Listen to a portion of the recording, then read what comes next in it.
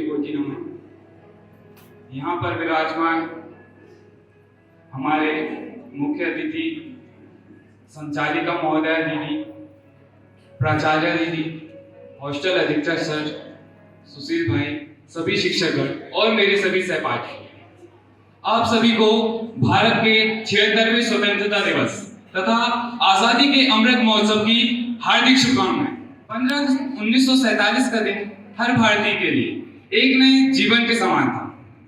इस दिन की कीमत अपने आप में ही बहुत ज्यादा थी, और हो भी क्यों ना, आखिर 200 वर्षों की गुलामी, हजारों वीर जवानों, वीर सपूतों की कुर्बानियों के बाद जो मिली थी हमें 15 अगस्त 1947 को आजादी। पर इसके लिए क्या कोई युद्ध हुआ था? नहीं। दरअसल द्वितीय विश्व युद्ध की समाप्ति के पश्चात ब्रिटेन में हुए चुनाव में लेबर पार्टी की विजय हुई थी और उन्होंने अपने चुनावी वादों को निभाया था। उन्होंने वादा किया था कि चुनाव जीतने के पश्चात वे ब्रिटेन उपनिवेश को समाप्त कर देंगे। तो इसके लिए उन्होंने 1947 में लॉर्ड माउंटबेटन को चुना, परंतु लॉर्ड माउंटबेटन ने भारत को जून 1948 में स्वतंत्रता देने की बात कही, लेकिन भारतवासियों ने इसका जमकर विरोध किया था, जिसके कारण लॉर्ड माउंटबेटन को 1947 में ही आजादी देने की घोषणा करनी पड़ी थी।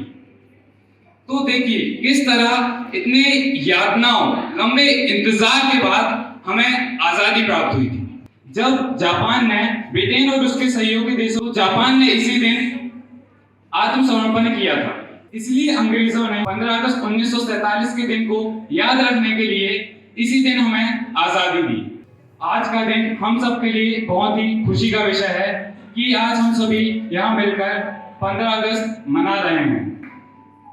अगर आज के समय में देखा जाए तो किसी भी देशवासी के लिए यह सबसे गर्व की बात होती है कि उसके देश का झंडा विदेशी जमीन पर सबसे ऊंचाई पर लहराया जाए और उसके देश के राष्ट्रगान को गाया जाए।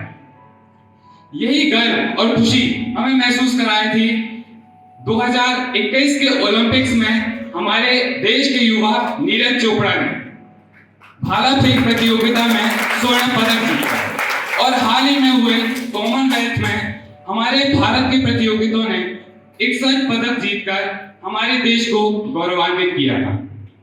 और कहा जाता है कि विश्व विजेता सिकंदर, जिसने विश्व के कई देशों पर विजय प्राप्त कर ली थी, उसने उसकी इसी विजय को बरकरार रखने के लिए हमारे पश्चिमी भारत पर भी आक्रमण किया था, किंतु हमारे महान भारत के प्राचीन शासकों द्वारा उसे भी धूल चटाकर भगा दिया गया था। और वही इतिहास भारत ने एक बार फिर दोहराया है।